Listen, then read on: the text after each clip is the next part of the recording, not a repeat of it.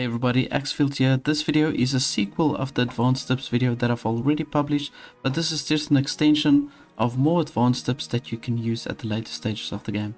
When you are forming your army, it's a good idea to create different squads.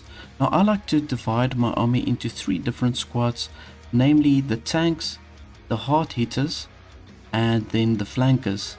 Now what you can do is once you go to your menu, you can go to the army tab, and then you can create 3 or even more different squads.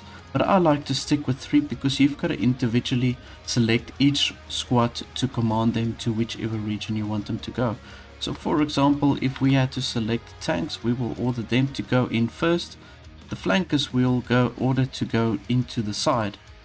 And then the hard hitters, I will let them go in afterwards. And then they will charge in once the tanks are distracting whoever I am fighting. So that's generally the strategy that I would like to use. It is very effective. You can actually form a 4th group of companions that you can use as a secondary flanker squad. So then you can add arrows from the left and also from the right. But it's a good idea to create little squads within your army. The inn has got the ability to house 10 villagers, and it also boosts the morale of the villagers that stays in the inn. So it's a good idea to research the inn as soon as you can, and then you can build up yourself a pretty compact town housing all the villagers just within this one building. And then also with the big houses that you can build in the 3rd tier, you can house 7 villagers in. So at the end of the day, you might be ending up only building 3 houses with the inn, and that will house all your villagers. Once you've got the pit unlocked, you can pretty much extract granite from any location on the map.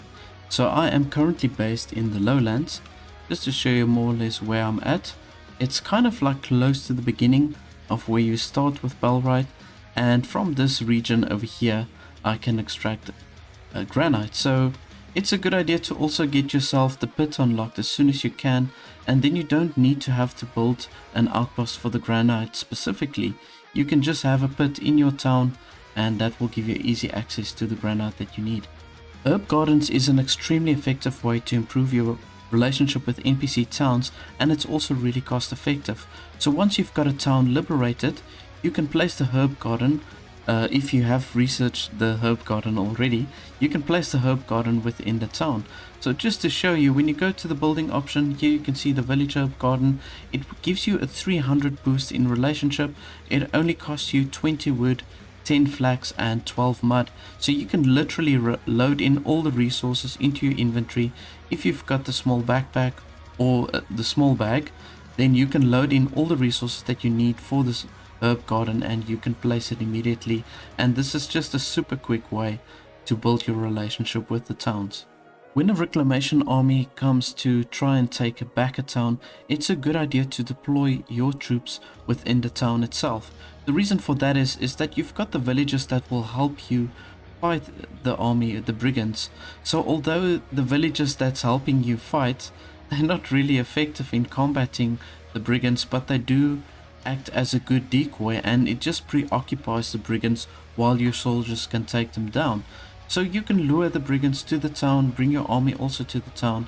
Now it's not as an effective option as of yet in this stage of the development, but in the near future you're going to be able to send your villagers to the towns that you've liberated, and then you can train the soldiers. So as you can see here, we've got the training grounds over here. So I believe within the near future you'll be able to send your villagers here to train the NPC villagers. And then I've got also, with the training ground, we've also got an archery range over here. I'm going to just quickly show that to you.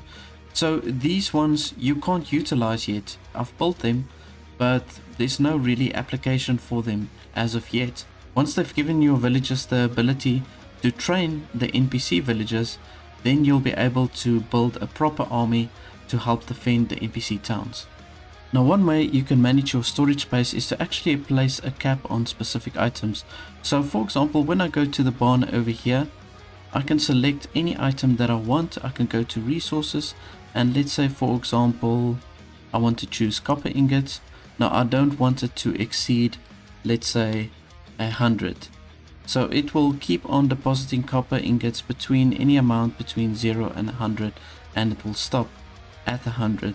But this is a nice way not to fill your storages with unnecessary items, and that you want to keep the free space open for the stuff that you really need.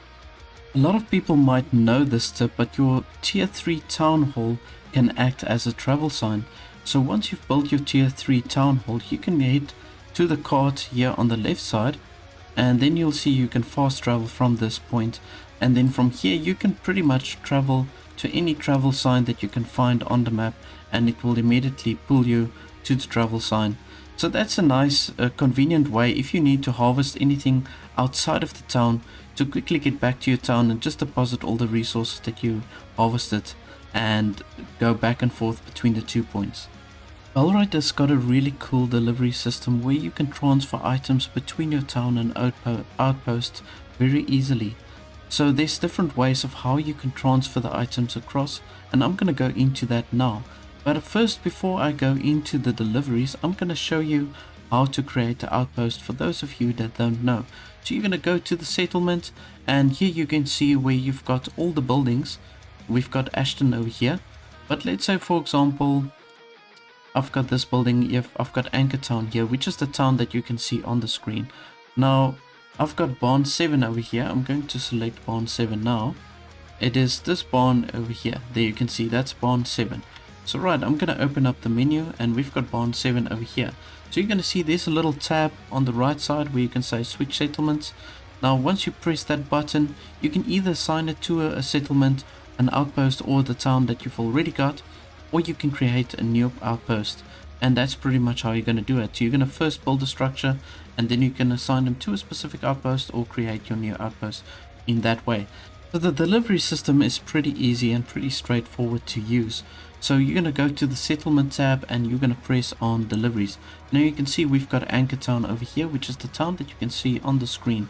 Now if I want to, for example, deliver a specific item to this town, I can press here to search for item, and let's say I want to transfer some small piece of smoked meat. There we go.